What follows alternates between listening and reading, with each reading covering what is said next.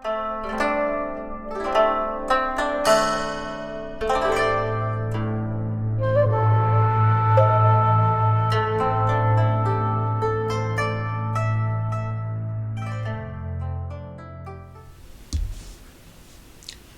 my friends. It's your brother Zen bringing you another message of love from above. And today's reading is actually going to be for the new moon in Libra. That's coming up tomorrow. And so I'm going to go ahead and I'm going to read from this book here. This one is the Moonology Oracle cards. And you can see on the bottom here it says, a new romantic cycle begins for the new moon in Libra. And that's this book here. I'm just going to read from there because it has some good information on the new moon. So it says, give and take could well be the answer to whatever dilemma you're asking about. Compromise may be called for. It's time to start negotiating or even renegotiating. When the new moon in Libra comes up, there's a restart for you and for someone else. A new relationship could be beginning, and if that's the case, the chances are this will be a healthy and well-balanced connection. In anything you do after pulling this card, doing it in pairs is advised, such as teaming up with someone in business or in your personal life. Libra is the sign of relating, and this card suggests that whoever is at the heart of the issue you're addressing is someone who will be open to talking things through. Avoid being selfish. It won't get you anywhere at this time. I don't know if that doesn't get us very far most times, but I love that it talks about how to attune to the new moon as well, and that's to reach out to someone and let them know you care. Additional meanings for the card, feel more, think less. Marriage or engagement is on the cards. A legal matter will go your way. And fourthly, it says, pay some attention to your appearance, but don't be all about appearances. It also has a little teaching, which I always enjoy as well, so I'll share that with you. It's pretty short. And it says, Libra is the sign of love and harmony, negotiation, and relationships. It is harmonious, kind, and luxurious, and always aiming for balance, of course, because the Libra is the scales. So when we have the new moon in Libra, or at any time this card is drawn, there's a restart possible for anything and everything connected to partnerships, negotiations, appearances, and justice. Remember that Libra is depicted by a set of scales. This energy wants to bring things back to equilibrium. Wow. So what a perfect timing for that new moon in, Libra to hit, because, especially as we're coming up on the elections, I know a lot of people are ready for some balance, just with everything that's been going on with, whether it's riots and injustices and, disease, whatever it is that's been happening this year, what hasn't been happening this year, we're ready to have some balance. And I really love that attuning is reaching out with care, with love, rather than, get out of our minds on what we think should be and what's, we think is the right thing, and just see it from other people's points of view, see it through eyes of love, and realize that if we were in their shoes, believing the thoughts that, the other person is thinking, we would be doing the same thing, because we wouldn't be able to act any other way with thinking and having the beliefs that that person does. And same with us. Other people don't have the same thoughts and experiences and conditioning and everything that I do. So, why would I expect other people to act the same way I am? It's all a matter of, starting with, a new moon is a wonderful fresh start, and just to kind of reach out for that balance through love, balance all that chaos with some love. One of the cool things that just recently I had never really known is, in addition, a new moon helps you reflect back on the most recent full moon. But you can also look back at, whenever there's a full moon, that is kind of a resolution of the last time the new moon was in that sign. So what I'm going to start to do, which you can totally do as well, I'll allow you, is around a new moon, I'm going to write down and make sure I'm journaling around what I'm feeling, what's going on in my life, because then the next time a full moon comes around in Libra in the future, then that will allow me to kind of understand what's coming to a conclusion, what's coming to an ending, what's transforming, and that type of thing. So I thought I would share that, since I was pretty stoked about hearing about that.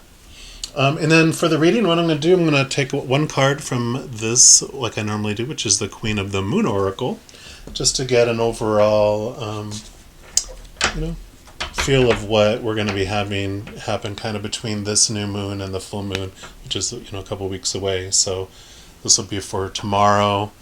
Actually, the new moon energy kind of starts early anyway, so it could be from this moment until the next full moon.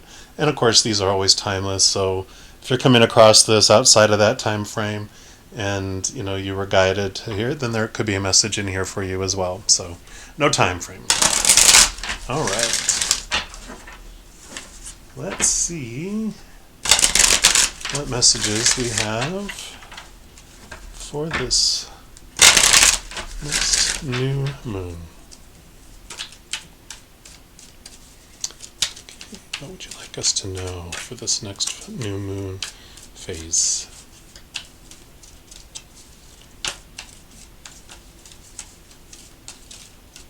Okay, I'm going to take this one here.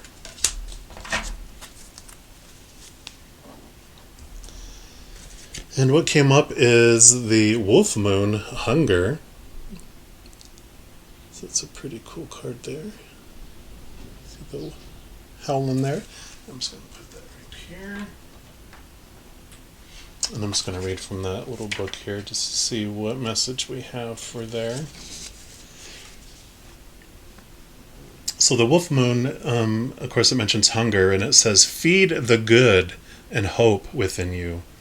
There will always be a lean part of the cycle. Prosperity will come. Do not let your hunger blindly dictate your actions entirely." It says, "I recognize all that I hunger for." So an old and wise Cherokee of the First Nations of the United States is speaking to his grandson about life.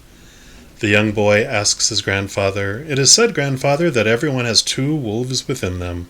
The first wolf gives darkness, despair, hate, and jealousy, and sorrow. The second wolf gives light and hope and helpfulness and kindness. Yet, grandfather, I feel them fighting within me. What can I do?" "My small son, these two wolves will always fight, and they will fight within each person. You are no different," said the grandfather. "But," said the boy, "grandfather, which wolf should win?" And the grandfather answers, "Whichever wolf you feed." We must be careful about what we nourish and feed within us. If we give abundance to the aspects of the self that can harm others and ourselves, then we cannot truly thrive. Have no limitations upon these behaviors and patterns hurts us and starves the higher and finer parts of ourselves that will bring us more happiness. To ripple that happiness to others is part of why we are on the planet as humans. We must also recognize that in life, just because it is a cycle, there will always be leaner, less abundant, or less bright times. Yet we have built our resilience and self-trust for times like this, and we know we are both loved and protected. The cycle will soon turn to less shadow and more bounty. Wow. How perfect is that?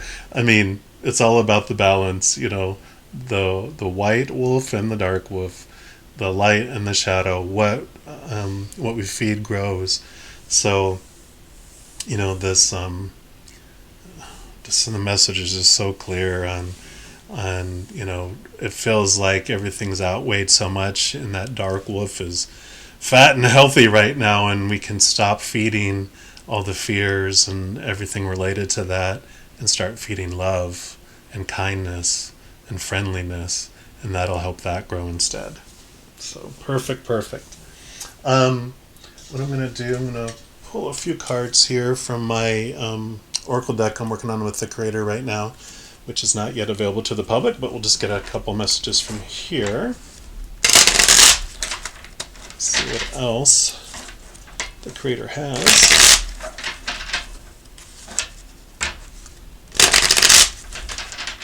All right.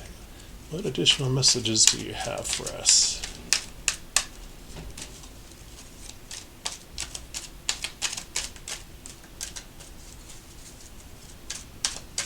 Yep. And I feel like there's going to be one more.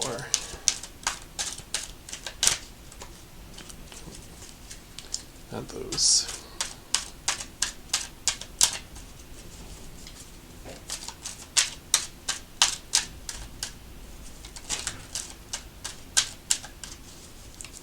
Okay, that one right there. And I apologize if you hear any knocking of the windows and the doors. I live down in Hurricane. It's called Hurricane here, but it's spelled Hurricane, Utah, and it's a little windy today, so it's rattling things. All right. So the first card that came out here is Heartbreak. And what's great about this card is it brings a message that, we're taught that our heart can be broken, but where our power comes in is when we realize that what we feel, it's not a break of the heart that we feel, but it's a pinch of the heart we feel when we go into fear. And so whenever we feel heartbroken or our heart aches, we can get silent and kind of sit with that and kind of ask ourselves, what am I afraid of? Whether it's, losing somebody out of our lives, either by them leaving their relationship or passing away or moving across the country, whether it's, fear of what an election result will mean, or, the words someone said to us in anger, and, just all those things that we kind of have rooted in fear. We can question those, and we can understand those. And if we can kind of transform that belief from, this kind of vertical fear ego walking this human on the earth and realize, we're actually these powerful supernatural beings, and kind of go vertical where we look to who we really are, we realize that our hearts are full and whole and can't be broken. We just come here to experience what it might feel like to have our heart broken. And to experience fear, but we don't have to if we don't want to, and there's nothing wrong with choosing to, because that's what we come here for. Thankfully there's no chaotic elections or chaotic lives on the other side. We come here to this amusement park full of fear rides, up and down and spinny rides and all around, to experience that. But this is a time that I really feel, 2020 is really bringing us a lot of clarity, isn't it, about what is truly important and what is eternal and what is temporary. And so much around us is temporary. And, whenever we base our heart status on what's outside of us, it's going to be shaky, because the stuff outside of us is shaky and unstable. So just a message to question heartbreak, question what we fear, and contemplate, what if you were taught when you were young that your heart couldn't be broken, how different your life might be. The second card that comes up is actually the chakra card, which is the navel sacral chakra, which is pretty cool because, this really is all about relationships, where the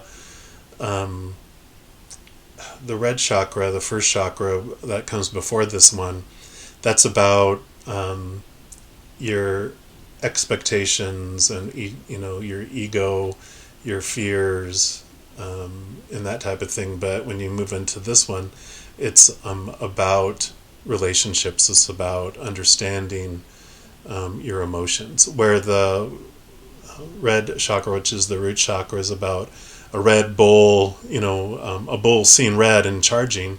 This is more where you see down here. There's a little sun, a sunrise or sunset. It's where we start to realize my emotions aren't happening inside me; they happen between, me and the world, and the world doesn't experience them. They only experience my actions based on my emotions, but I am the one that gets to experience my emotions. So this is where it says you get to feel your emotions and your desires. You learn that you can just flow through them without even having to react to them. And we have tears of loss and tears of joy, and we realize there's nothing wrong, like I mentioned in this one, there's nothing wrong with feeling either one, because that's what we come here to experience that. What helps with this chakra is, because the theme is I see, and the third eye chakra allows us to see our truth. We get to see what our truths are and question those truths. Because like I mentioned before, if you believe your heart can be broken, then you'll continually go through your heart being broken. But when you question that truth and find a higher truth, then that can release you from, that pattern, that cycle. There's a meditation, which I'll link down below as well, but you can meditate on I am unconditional love. So it's a 4-part meditation. The first one is, I am unconditionally loved, by the creator of all things. And when we get filled up, then we realize, in fact, we are made of unconditional love, and we are actually unconditional love itself. And that just helps us, heal, all this conditional love truths that we're taught. So it's about acceptance. Accepting what is, knowing it's for us, not being done to us. What I love about this last card that came up for this deck anyway is the power of no. And what an awesome experience it is when we learn that we never have to do anything we don't want to do. We can say no to a situation, and we don't have to be a douche about it, We don't have to be like, no, like a little 2-year-old. But we can be like, no, I'm just not going to do that. Or we can choose not to engage in battle with someone. It takes 2 people to argue. So if someone wants to argue, you can say no. You don't have to accept that invitation. If someone wants to, have a fear-based conversation, you can say no to that too. And it's okay. And it's very empowering when you realize, like I mentioned, you never have to do anything you don't want to do. Yeah, you have to put up with the repercussions of whatever choices you make, but it's empowering to realize that, what? Yeah, I may not like the results, but I can say no if I want to. And that you get your power back when you realize, one of the things like I used to mention is, I don't have to go to work. Yeah, I enjoy the things that work brought and, all those wonderful benefits of it. But I could say no and not go. And if I do that enough, I might have to look for another job. I'll get to. And if I don't, I might, end up losing those things I want or I thought I wanted. But it always is a choice. And it's freeing, and it actually kind of changes it to go like, I could go to work today, and I'm choosing to. So rather than feeling like you're a slave of, that you have to do something, you start to realize, I'm actually choosing this for me because these are the things I want. So very, very powerful there, which kind of fits into our whole message here too, is, when it comes to, I can say no to feeding the dark wolf and yes to feeding the white wolf. I'm also going to pull a card from this. I love this deck. I just got it recently. It's The Universe Has Your Back. It has some really cool cards in here, great messages. So we'll see what the creator has for us in this deck.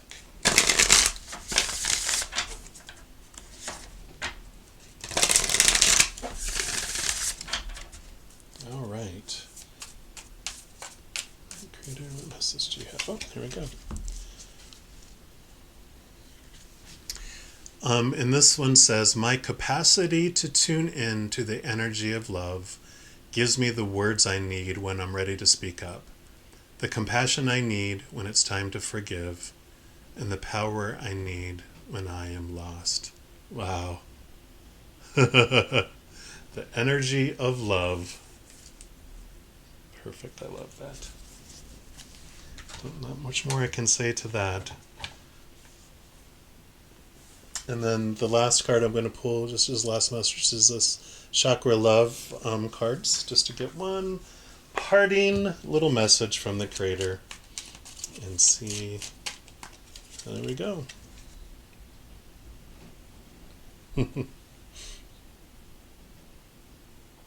This one says, harmony makes the song of life sweeter. This actually is the balancing of all the chakras. So what an amazing message about balance. Libra, balance. So what wonderful, wonderful messages we have today. I hope this brings a little bit of balance into your life today. A little bit of light, love, peace, joy.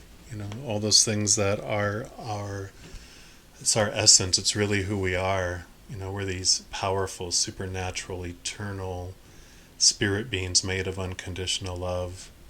And our normal existence on the other side is all about peace, love, and joy.